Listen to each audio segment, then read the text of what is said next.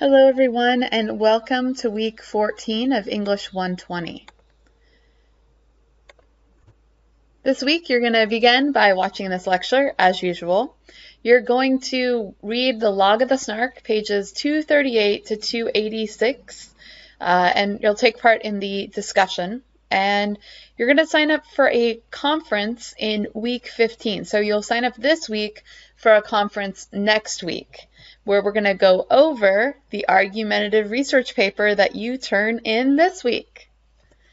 So let's talk a little bit about the Log of the Snark. It's a really interesting island that they visit. They have this encounter with a volcano pouring the lava into the ocean. As you know, these volcanic islands are made up of just land that's formed through volcanic eruptions. And I have two different videos for you to watch. We'll see if this comes up now that we can watch it together. This is a volcano. Camtasia 2018 is all about increasing your speed and after we watch the commercial. Improved playback now gives you more stability with greater responsiveness in the editor. The new... Okay.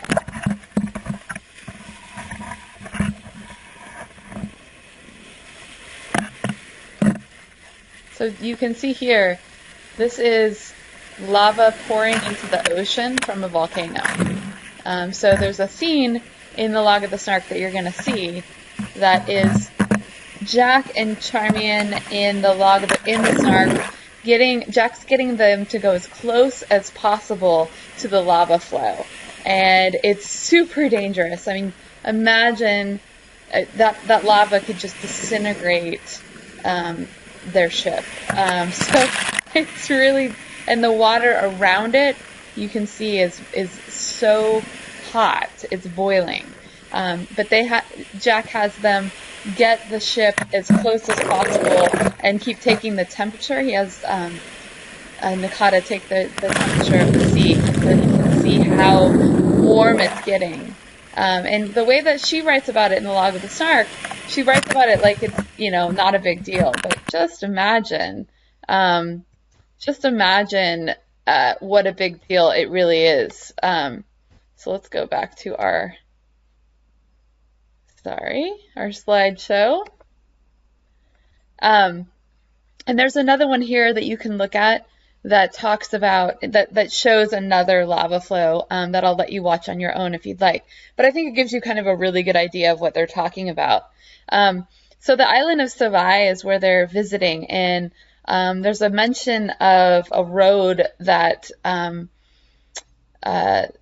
they're building at the time, and it actually still exists on Savai, and here's a picture of it right now. If you want to learn more about Savai, there's a link here to the Wikipedia page. Totally okay to use Wikipedia for background information like this. Just a few tiny references that you'll see in this section. There's a reference to Pickwick, which is Pickwick was a character from Charles Dickens. Siapo is a type of tapa cloth, and you'll remember the tapa cloth we've seen in other chapters. It's a different kind of cloth made from breadfruit tree. Lomi lomi is the term for a massage, and Charmian often mentions having a red letter day, and that's just her way of saying she's had a really good day. They're also going to be visiting Fiji, and this is information on Fiji, the Wikipedia page. Blanche Aral was a famous opera singer, and neuralgia is something that Charmian suffered from. It's intense, typically like intermittent pain along the course of a nerve, and she had it especially in her head and face. And Moody and Sankey are well known for their songs, and here's a link to it, so there's a reference to that in what we're reading this week as well. Now, I hope you're enjoying the Log of the Snark. We are nearing the end. Just a reminder that we will have a final based on the Log of the Snark, so if you've fallen behind, make sure you catch up on the reading. And if you ever have questions, feel free to stop by my office hours or shoot me an email, and I'm happy to talk to you about the book. So for your discussion this week, you're going to choose one of the following questions, and you're going to answer it in detail using notes from the book and outside research. Please explain how researching this one question helps you understand the log of the Snark as a whole. You're only going to answer unanswered questions. So if you answer a question that's already been answered by someone else, you will get a 0. Your initial post is due this Friday at 11:59 p.m. Then you need to respond to at least 3 of your peers' posts by Sunday at 11:59 p.m. So the first question is, what is the history of the island of Savai? Who is Dick Williams, and how does he rule the people of Savai? What does Charmian mean when she states, no labor ships come here, no natural lord of Samoa is going to wear his heart out upon a foreign plantation? Why do Jack and Charmian want to get rid of Captain Warren? How does Captain Warren treat Wada? What happens in regards to his removal from his position as captain of the Snark? What do they mean by the phrase, after Suva? Who was William Bligh? Jules Dumont d'Urville? Where are the Ringhold Islands? What is the South Pacific Directory? What is the history of Fiji, and how does Charmian first describe the Fijians? Where are many of the contract workers on Fiji from, and what do Jack and Charmian find in Rewa Town? Who were Moody and Sankey? Charmian records in the log of the Snark that Tana was discovered by whom and in what year? Who visited next? And finally, what mistake does Jack make in regards to his nautical calculations once he takes over as captain? What is Port Resolution like when they arrive? Who is Mr. Watt? What does Kai mean? How does Charmian describe the natives of Tana? Charmian mentions that no steamers visit the New Hebrides. What does this mean to the natives who live in the New Hebrides? All right, guys, that's it for Log of the Snark this week. Now we're going to move on to our research project. So this week I'm going to talk to you about how to write a conclusion, and then you're going to turn in your first draft. It should be a completed draft, and you will sign up for conferences to talk about that draft directly with me. So instead of providing feedback I'm going to provide you oral feedback. We'll talk about your draft in our conferences. Then next week you will complete then in 2 weeks you'll do your self-review and a peer review, and then you'll turn in your final draft based on what the feedback you get on that and from me in week 17. Almost there, you guys. So one thing I want to talk about is between your body paragraphs, you really want to make sure you're using transitions. And these are words and phrases such as however, and on the other hand, that show the relationship between paragraphs and sentences. Transitions help readers understand how one sentence builds on another and how a new paragraph is related to the one before it. By signaling these relationships, they help readers anticipate how the information and ideas that they're about to read are related to the information and ideas that they've just read. So it operates as like a bridge between ideas.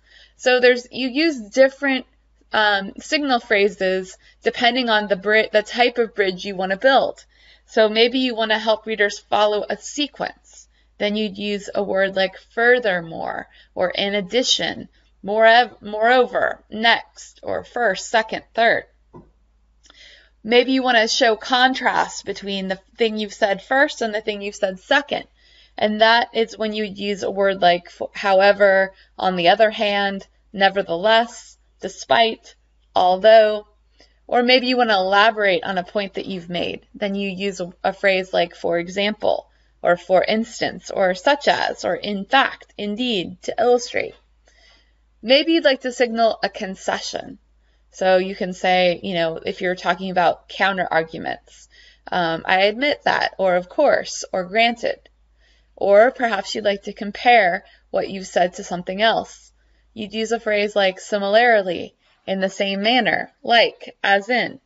Finally, if you want to introduce a conclusion that you're making in a body paragraph, you would say something like, as a result, or as a consequence, therefore, thus, or for this reason.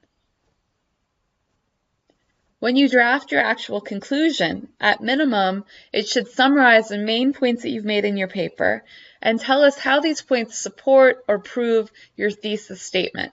Remember that your conclusion is your last chance to leave an impression on the reader, and therefore it gives you a final opportunity to influence your readers.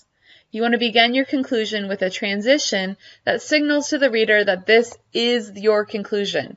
And a really great one to use is in conclusion. And don't use all in all, okay? Restate all the main points that you made in your paper and the evidence that you used to prove those points. Show how these points add up to prove your thesis.